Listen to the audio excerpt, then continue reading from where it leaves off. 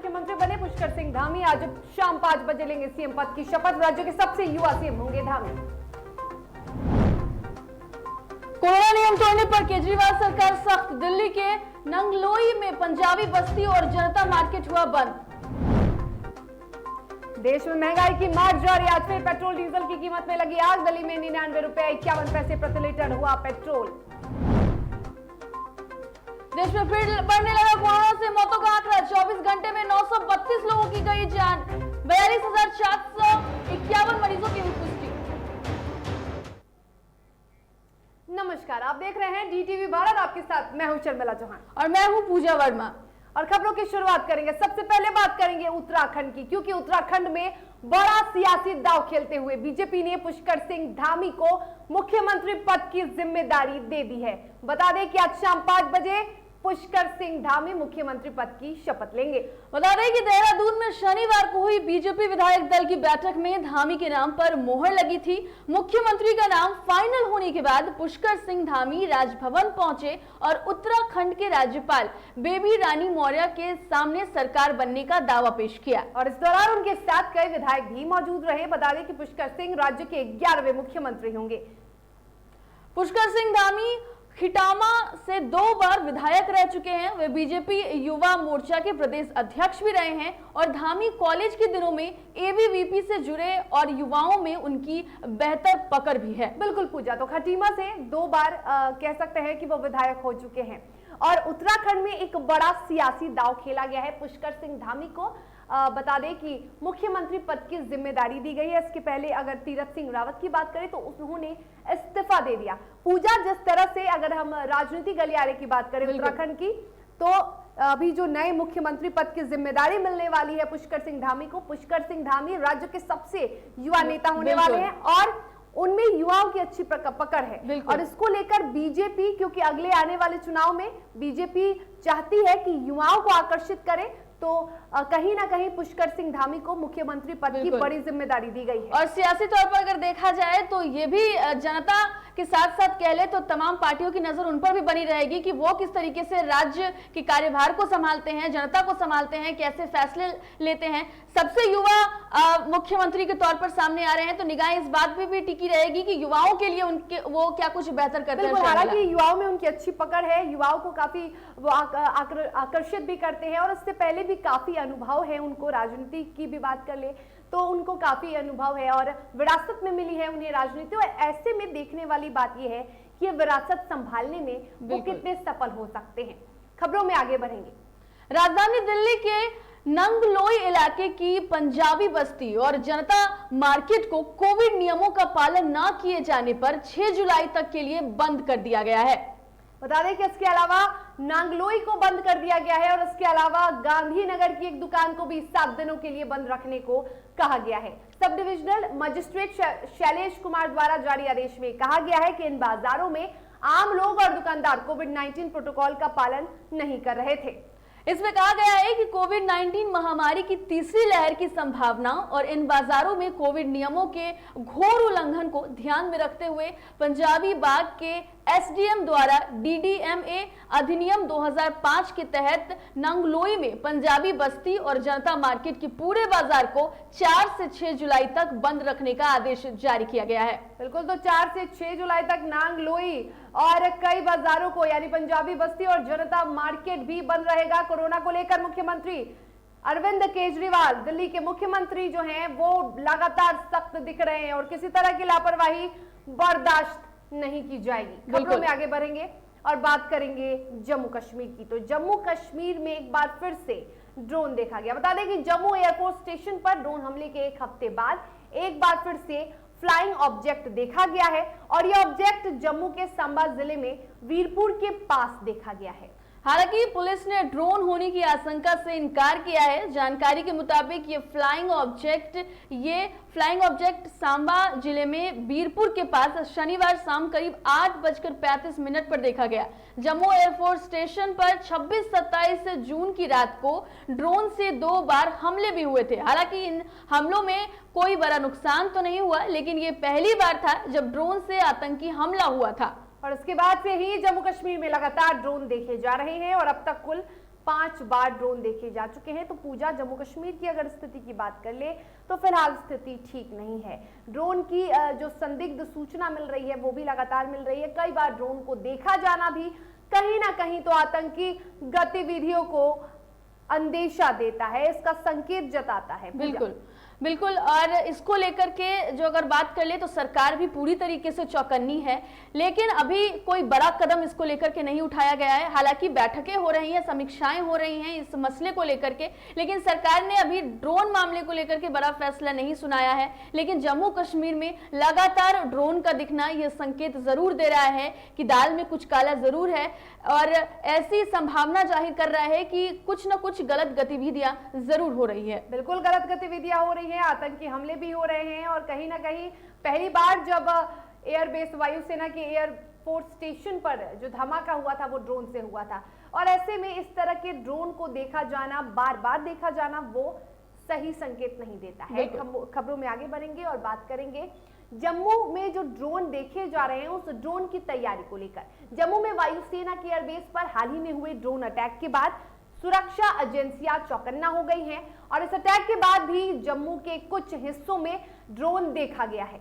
इस बीच अब इस मामले में रक्षा विकास एवं अनुसंधान संगठन यानी कि DRDO एक्टिव हुआ है और उसके एंटी ड्रोन सिस्टम की चर्चा जारी है। DRDO की महानिदेशक जी मंजूला ने बताया है कि एंटी ड्रोन सिस्टम पर पिछले 3 साल से काम चल रहा है कि यह सिस्टम 3 किलोमीटर के दायरे में आने वाले छोटे ड्रोन का पता लगाकर उसे जाम कर दे, और इसके साथ ही यह सिस्टम 1 से 2.5 किलोमीटर के दायरे में आए ड्रोन को अपनी लेजर बीम से निशाना बनाते हुए उसे नीचे गिरा देता है। DRDO ने ऐसी तकनीक विकसित की है जो या तो जैमिंग कमांड के माध्यम से माइक्रो ड्रोन्स को नीचे ला सकती है, या लेजर पर आधारित निर्देशित ऊर्जा हथियार के माध्यम से माइक्रो ड्रोन्स को नीचे ला सकती है, या लेजर पर आधारित निर्देशित ऊर्जा हथियार के माध्यम से ड्रोन्स के इलेक्ट्रॉनिक्स उपकरण को नुकसान पहुंचा सके। तो एक नया ड्रोन यानी एंटी ड्रोन तैयार किया जा रहा है, और ये ड्रोन एंटी ड्रोन इसलिए तैयार किया जा रहा है ताकि जो ड्रोन लगातार देखे जा रहे हैं, ड्रोन से जो हमले, पहली बार ड्रोन से जो हमले किए गए हैं उसको लेकर अब जो सुरक्षा एजेंसियां हैं हमारे देश की वो अलर्ट हो गई हैं पूजा, और लगातार एक एंटी ड्रोन विकसित किया जा रहा है, उस पर भी तैयारी चल रही है। बिल्कुल। तो जिस तरीके से लगातार जम्मू में ड्रोन देखे जा रहे हैं, इसको लेकर सरकार भी अपनी ओर से अलर्ट है, तैयार है, और सरकार अगर जवाब देने का मौका आता है शर्मिला तो जरूर जवाब दिया जाएगा। और इसी को लेकर के जो सरकार है वो ड्रोन बनाने की तैयारी कर रही है, और तमाम जो सुविधाओं से लैस है ये ड्रोन, कितनी ज्यादा तकनीकी सुविधाएं इस ड्रोन के माध्यम से मिल सकती है ये साफ तौर पर आपने देखा। बिल्कुल, ये जो एंटी ड्रोन तैयार किया जा रहा है वो 1 से 2.5 किलोमीटर के दायरे पे जो ड्रोन आएगा, यानी कि जो बाहर देशों से, यानी कि जो ऐसे देश हैं जो आतंकी गतिविधि करते हैं वहां से अगर ड्रोन आता है तो दुश्मन की इस ड्रोन की चाल को नाकाम भी करेगी ये एंटी ड्रोन। चलिए तो खबरों में आगे बढ़ते हैं। सरकारी तेल कंपनियों की ओर से आज पेट्रोल डीजल के दामों में बढ़ोतरी हुई है और देश में ईंधन की कीमतें अपने रिकॉर्ड स्तर पर पहुंच गई है। बता दें कि दिल्ली में पेट्रोल का दाम 99.51 रुपए, जबकि डीजल का दाम 79.36 रुपए प्रति लीटर है। वहीं मुंबई में पेट्रोल की कीमत 105.58 रुपए और डीजल की कीमत 96.91 रुपए प्रति लीटर है। राजस्थान, मध्य प्रदेश, महाराष्ट्र और आंध्र प्रदेश, तेलंगाना, कर्नाटका, उड़ीसा, जम्मू कश्मीर और लद्दाख में पेट्रोल का दाम 100 रुपए के पार हो चुका है। इसके अलावा मुंबई, हैदराबाद और बेंगलुरु में पेट्रोल पहले ही 100 रुपए प्रति लीटर के आंकड़े को पार कर चुका है। बिल्कुल, तो पेट्रोल और डीजल के दाम हैं वो आसमान छू रहे हैं, और ऐसे में लोगों पर दोहरी, कह सकते हैं कि परेशानियों का सामना करना पड़ रहा है, दोहरी मार झेलनी पड़ रही है। और इस पर अधिक जानकारी के लिए हमारे वरिष्ठ सहयोगी अविनाश पांडे हमारे साथ जुड़े हैं। अविनाश, लगातार बिहार सहित कई राज्यों में पेट्रोल और डीजल के दाम आसमान छू रहे हैं, और एक बार फिर से पेट्रोल और डीजल के दाम में बढ़ोतरी की गई है। देश के कई ऐसे राज्य हैं जहां पेट्रोल और डीजल की कीमतों में इजाफा हुआ है।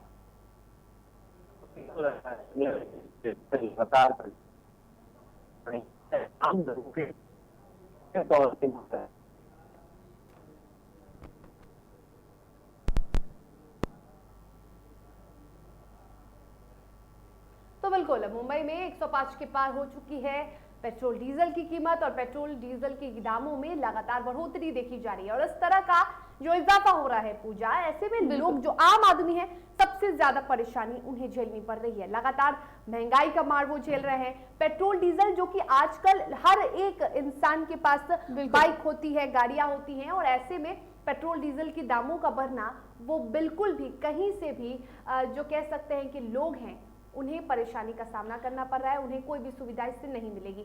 इस पर अधिक जानकारी के लिए हमारे साथ एक बार फिर से जुड़े हमारे वरिष्ठ सहयोगी अविनाश पांडे। अविनाश, लगातार जो पेट्रोल और डीजल की कीमत है उनमें इजाफा हो रहा है। एक तरफ सरकार ये दावा करती आ रही थी, चुनाव की अगर बात करें तो ये दावा कर रही थी कि महंगाई नहीं बढ़ने देंगे, जो जनता है उसे सुविधा देंगे। ये सुविधा है अविनाश, एक तरफ रोजगार नहीं है तो दूसरी तरफ महंगाई चरम पर है। बिल्कुल, देखिए महंगाई लगातार बढ़ती जा रही है और जिस तरीके से पेट्रोल और डीजल की कीमतें बढ़ रही हैं ये वाकई में अपने आप में चिंतनीय है और लगातार आम आदमी जो है उसकी पॉकेट पर सीधे तौर पर मार है। देखिए, जब लोग जाते हैं पेट्रोल आजकल बढ़ा रहे हैं तो उनकी जो नजर होती है वो डायरेक्टली मीटर पर नहीं होती है, बल्कि जो रेट मीटर है उस पर है कि भैया आज कितना रेट हो गया है। ये लोग सबसे पहले सवाल कर रहे हैं। देखिए, आज की रेट जो है तो 101 रुपये से ज्यादा है। 101 रुपया 41 पैसे के आसपास पेट्रोल की कीमत हो गई है और डीजल की भी कीमत इस तरीके से लगातार बढ़ रही है। और पिछले 10 दिनों की बात कर लें तो लगातार आंकड़े एक दिन छोड़ के लगातार दूसरे पिछले लगभग 2 रुपए की बढ़ोतरी पेट्रोल के दाम में हुई है पिछले 10 दिनों के अंदर। देखिए, स्थिति सिर्फ पटना या देश की राजधानी की नहीं है, ये अमूमन पूरे देश की स्थिति है। लगातार पेट्रोल और डीजल की कीमतें बढ़ रही हैं और इसका मैं इसलिए कह रहा हूं कि सीधे तौर पर मार आम पब्लिक के पॉकेट पर जा रही है, क्योंकि देखिए सिर्फ पेट्रोल और डीजल बढ़ने से जो आमतौर पे लोग ऑफिस जाते हैं या मतलब बाजार जाते हैं या कहीं घूमने जाते हैं या इस तरीके से जो गाड़ियां चल रही हैं सिर्फ उसी को लेकर उन्हीं के लिए ये नहीं है। ये देखिए, पब्लिक ट्रांसपोर्ट में भी जब पेट्रोल और डीजल के दाम बढ़ते हैं तो उसके किराए बढ़ जाते हैं। उसके किराए बढ़ेंगे तो फिर अगर मान लीजिए कि ट्रक से कहीं स्थितियां जाती हैं और ये तो उस पर भी फिर महंगाई बढ़ती है और फिर कीमतें बढ़ जाती हैं। बाजार में जो सामान आते हैं अगर ट्रांसपोर्टेशन उसको किया जाता है तो उसकी कीमत बढ़ती है और फिर वही कीमत की जो मार होती है वापस से आम जनता पर आती है। तो एक तरह पेट्रोल भराने में भी पैसे अधिक निकल रहे हैं पॉकेट से और उस वजह से जो आम पब्लिक ट्रांसपोर्ट यूज करती है उसमें भी अधिक पैसे देने पड़ रहे हैं। तो सीधे तौर पर ये सबके लिए मार है। सरकार को इस पर किसी न किसी तरीके से रोक लगाने के लिए कोई प्लान लाने की जरूरत है। बिल्कुल अविनाश, तो जिस तरीके से पेट्रोल डीजल के दाम बढ़ रहे हैं ऐसे में सत्ता पक्ष पर जो विपक्ष है वो भी हमलावर है और इसको लेकर कई राज्यों में विपक्ष के द्वारा प्रदर्शन भी किया गया है। सरकार पर इसका दबाव बिल्कुल बनता हुआ नहीं नजर आ रहा है और लगातार जो पेट्रोल डीजल के दाम है उसमें बढ़ोतरी ही देखने को मिल रही है। बिल्कुल, देखिए विपक्ष जिस तरीके से प्रदर्शन कर रहा है उसके प्रदर्शन में वो ताकत नहीं है, उसके प्रदर्शन में उस तरीके से कुछ दिखता नहीं है जिससे सरकार इसको गंभीरता से लेके। देखिए, पहले आम आदमी भी इसको लेकर विरोध करते दिखते थे और स्थितियां ये थी, लेकिन अब पेट्रोल और डीजल की कीमतें बढ़ रही हैं और सभी भरवाने में लगे हुए हैं और विपक्ष पता नहीं किस तरीके से काम करता है। विपक्ष इसको लेकर सिर्फ सवाल नहीं उठा पाता है। देखिए, अभी कुछ दिन पहले कांग्रेस से मेरी बातचीत हो रही थी, उन्होंने कहा कि हमारी संख्या लोकसभा में कम है तो हम किस तरीके से बिहार में इतने बड़े विपक्ष है, लगातार हर जवाब हर सवाल करता रहता है, हर स्थिति पर बातचीत कर रहा है। लेकिन पिछले कई दिनों से देख लीजिए लगातार पेट्रोल की कीमतें बढ़ रही हैं और किसी तरीके से कोई बड़े नेताओं को उस तरीके से नहीं आता है कि नहीं इस पर हम इस तरीके से काम करेंगे।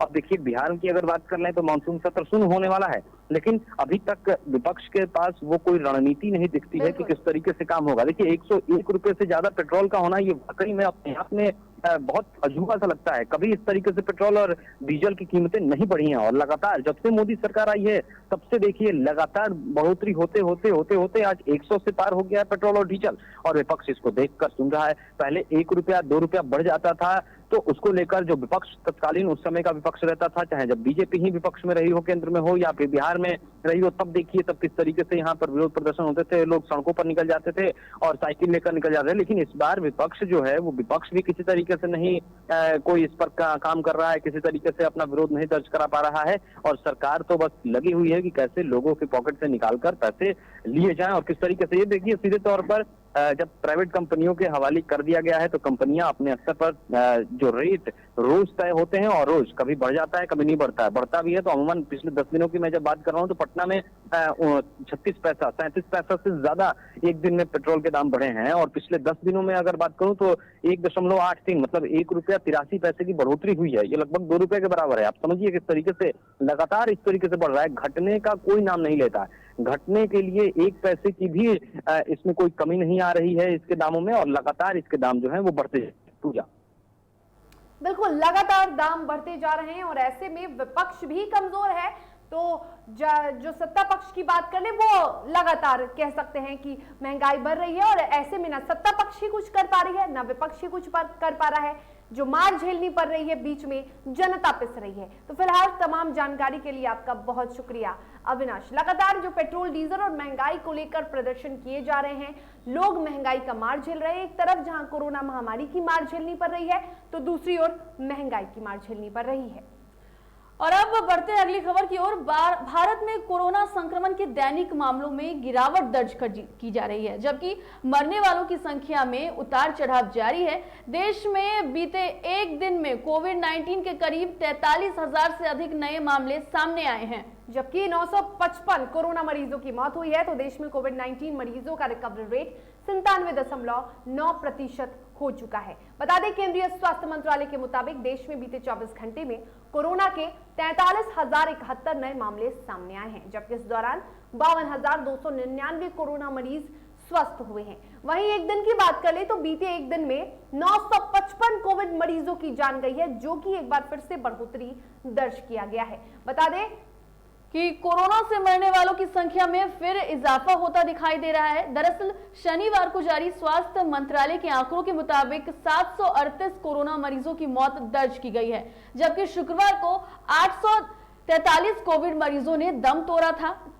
बता दें कि शुक्रवार को 853 कोविड मरीजों ने दम तोड़ा था। तो देश में फिलहाल कोरोना के 4,85,000 एक्टिव मरीज हैं। तो देश में कोरोना के आंकड़ों में गिरावट तो दर्ज की जा रही है, लेकिन 24 घंटे में जो मौत के आंकड़ों में बढ़ोतरी दर्ज की गई है वो एक बार फिर से चौंकाने वाले हैं और एक बार फिर से लोगों को सावधानी बरतने की जरूरत है। क्योंकि 2-3 दिनों की बात कर ले तो बीते 2-3 दिनों में जो मौत के आंकड़े थे वो काफी कम होते जा रहे थे, मौत के आंकड़ों में गिरावट दर्ज किया जा रहा था, लेकिन 24 घंटे के अंदर एक बार फिर से 955 मरीजों की मौत होनी ये कहीं से भी सामान्य नहीं है।